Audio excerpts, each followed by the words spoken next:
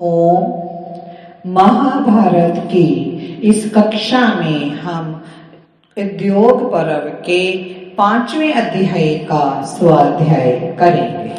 पिछली कक्षा में हमने देखा कि जो दुर्योधन हैं शल्य से क्या वर मांगते हैं कि आप मेरे अधिनायक बनोगे मेरी सेना के। तो और जो युधिष्ठिर है वो शल्य से क्या मांगते हैं, वो कहते हैं कि जब आप कर्ण के सारथी बनोगे अर्जुन के साथ युद्ध करने के लिए तो आप कर्ण का जो उत्साह है उसको निरुत्साहित करोगे और उस इस तरह कि उसका उत्साह डगमगा जाए और अर्जुन है कर्ण पर विजय पा ले। आज इस कक्षा में हम जानेंगे जो द्रुपद के पुरोहित कौरव सेना के पास दूत बनकर गए थे धृतराष्ट्र के पास पहुंचकर क्या वो अपना भाषण देते हैं और उनका कैसे सम्मान होता है और उनकी विदाई कैसे होती है, इसको हम जानेंगे। वैशंपायन जी कहते हैं, जनमेजय उधर द्रुपद के पुरोहित कौरव नरेश के पास पहुंचकर राजा धृतराष्ट्र, भीष्म और विदुर जी द्वारा सम्मानित हुए। उन्होंने पहले अपने पक्ष के लोगों का सारा कुशल समाचार बताकर धृतराष्ट्र आदि के स्वास्थ्य का समाचार पूछा। तत्पश्चात समस्त सेना नायकों के समक्ष इस प्रकार कहा, राजा धृतराष्ट्र और पांडु दोनों एक ही पिता के सुविख्यात पुत्र हैं। पैतृक संपत्ति में दोनों का समान अधिकार है, इसमें तनिक भी संदेह नहीं है।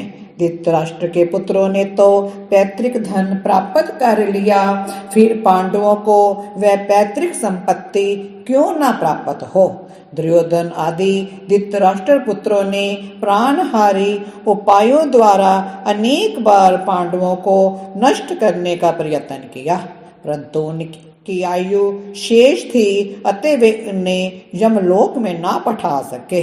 पहले के किए हुए उन सब अत्याचारों को भुलाकर वे कुरुश्रेष्ठ पांडव अब भी इन कौरवों के साथ मेल जोल ही रखना चाहते हैं। पांडवों के आचार व व्यवहार को तथा दुर्योधन के वर्ताव को जानकर दोनों पक्षों का हित चाहने वाले सुहृदों का ये कर्तव्य है कि वे दुर्योधन को समझाएं। वीर पांडव कौरवों के साथ युद्ध नहीं कर रहे हैं, वे नरसंहार किए बिना ही अपना राज्य पाना चाहते हैं। दुर्योधन जिस हेतु को सामने रखकर युद्ध के लिए उत्सुक है उसे यथार्थ नहीं मानना चाहिए, क्योंकि पांडव इन कौरवों से कहीं अधिक बलवान है। कौरवों की 11 क्षोहिणी सेना एक ओर से आए और दूसरी ओर अनेक रूपधारी महाबाहु अर्जुन हो तो वे अकेले ही उन सब के लिए पर्याप्त है। युधिष्ठिर की सेनाओं की बहुलता, किरीटधारी अर्जुन के पराक्रम और श्री कृष्ण की बुद्धिमत्ता को जान लेने पर कौन मनुष्य पांडवों के साथ युद्ध कर सकता है। आप लोग अपने धर्म और पूर्व प्रतिज्ञा के अनुसार पांडवों को उनका आधा राज्य जो उन्हें मिलना ही चाहिए दे दीजिए। कहीं ऐसा ना हो कि यह सुअवसर आप लोगों के हाथों से निकल जाए।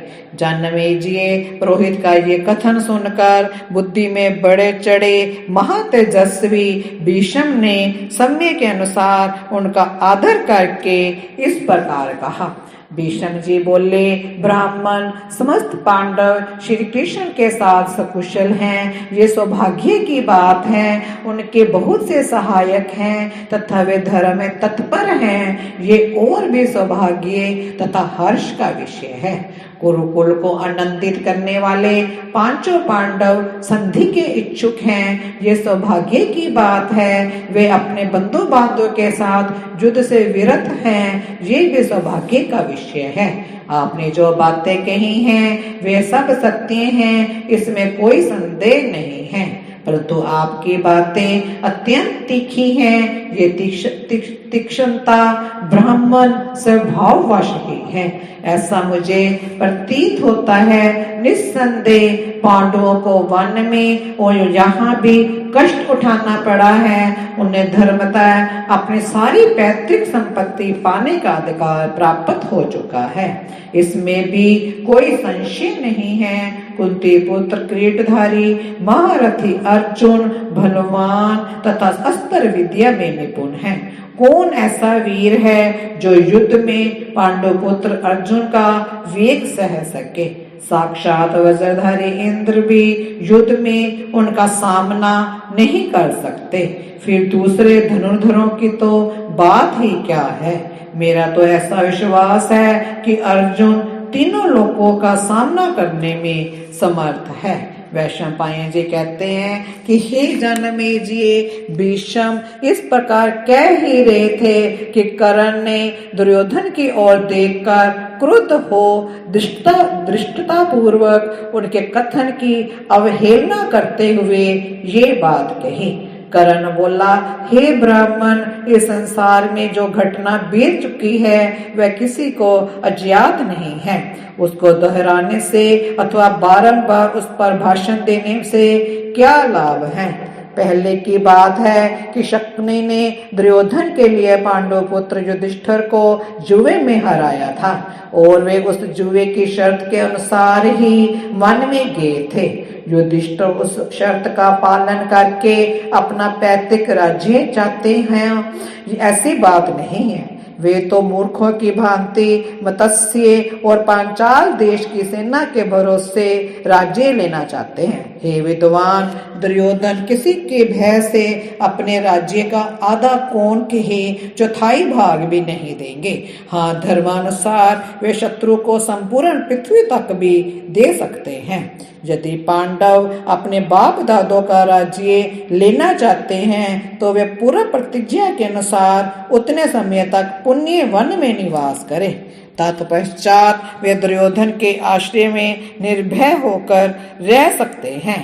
केवल मूर्खतावश वे अपनी बुद्धि को अधर्म प्रायण न बनाएं। यदि पांडव धर्म को तिलांजलि देकर युद्ध ही करना चाहते हैं तो इन कुरुश्रेष्ठ वीरों से भिड़ने पर वे मेरी बात याद करेंगे।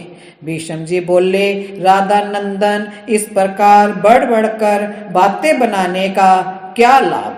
तू पार्थ के उस पराक्रम को स्मरण कर जब विराट नगर के युद्ध में उसने अकेले ही संपूर्ण सेना सहित 6 महारथियों को जीत लिया था। तेरा पराक्रम तो उसी समय देख लिया गया था जब अनेक बार अर्जुन के सामने जाकर तुझे पराजित होना पड़ा। इस ब्राह्मण देवता ने जो कुछ कहा है, यदि हम लोग तदनुसार कार्य नहीं करेंगे तो ये निश्चित है कि युद्ध में पांडु नंदन अर्जुन के द्वारा आहत होकर धूल फांकनी पड़ेगी।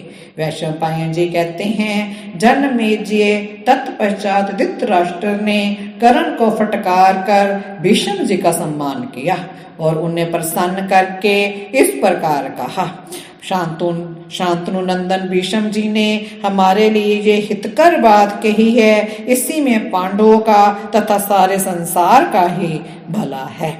ब्राह्मण ये विचार कर संजय को पांडवों के पास भेजूंगा, आप भी पांडवों के पास पधारें, विलंब ना करें। राजा धृतराष्ट्र ने उस ब्राह्मण का आदर सत्कार करके उसे पांडवों के पास वापस भेजा तथा संजय को सभा में बुलाकर ये बात कही। इस तरह हमने देखा कि जो कौरव हैं, कर्ण, दुर्योधन, वो नहीं मान रहे हैं, तो वो यही कह रहे हैं कि युद्ध तो करना ही पड़ेगा। लेकिन धृतराष्ट्र ने उस पुरोहित को भरोसा दिया है कि आप जाएं, मैं संजय को आपके वहां पांडवों के पास भेजूंगा। अब हम देखेंगे आगे कि संजय को वो भेजते हैं धृतराष्ट्र दूत बनाकर, क्या करते हैं वो अगली कक्षा में जानेंगे। आपने इस वीडियो को देखा, जानना, तो आप अवश्य ही इसे लाइक करें, सब्सक्राइब करें और शेयर भी करें। ओम शांति शांति शांति।